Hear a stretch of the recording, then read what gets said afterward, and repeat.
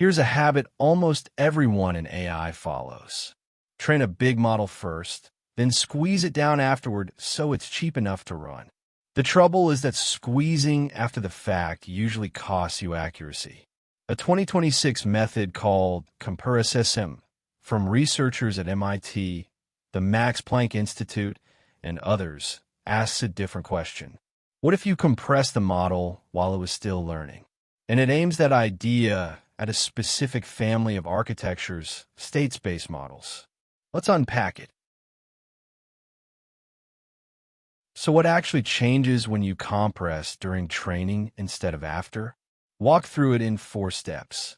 Start with what it targets, a state space model.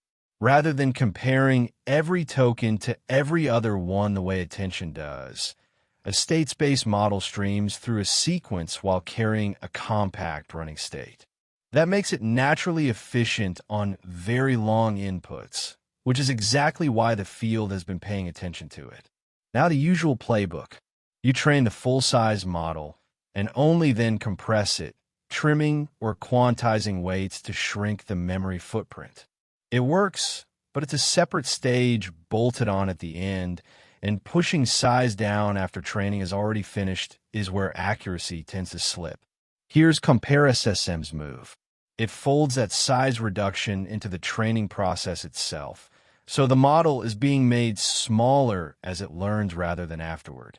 Because the compression and the learning happen together, the model can adapt to its own shrinking instead of being forced into a smaller shape it never trained for. And the payoff. The model arrives already lean by the time training ends, no separate compression stage to run, and the author's report without the accuracy hit that a post hoc squeeze usually brings. You get an efficient state space model out the door, not a big one you still have to cut down. Now, why does the timing matter this much?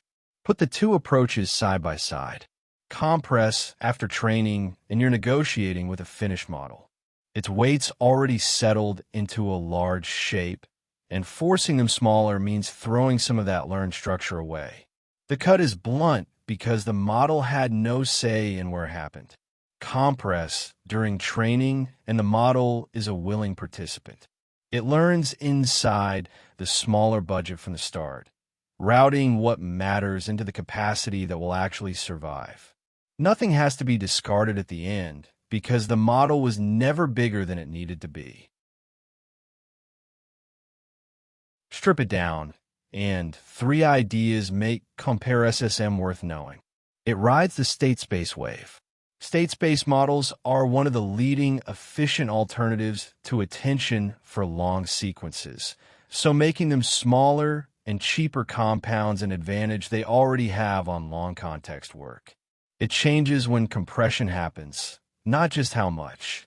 Moving the squeeze from after training to during it is a shift in the recipe, and the claim is that this timing is what lets you avoid the usual accuracy tax. It aims straight at deployment. A model that finishes training already small is easier to put on modest hardware, which is the whole reason people compress in the first place, reached without the extra step and the extra loss. All right, let's lock in what matters. CompreSSM is a 2026 method that compresses state space models during training rather than after, from MIT, the Max Planck Institute, and collaborators. State space models stream a sequence through a compact running state, which makes them efficient on long inputs and a natural target for shrinking. By folding compression into training, the model learns inside its smaller budget, and the authors report avoiding the accuracy loss a post-training squeeze usually causes.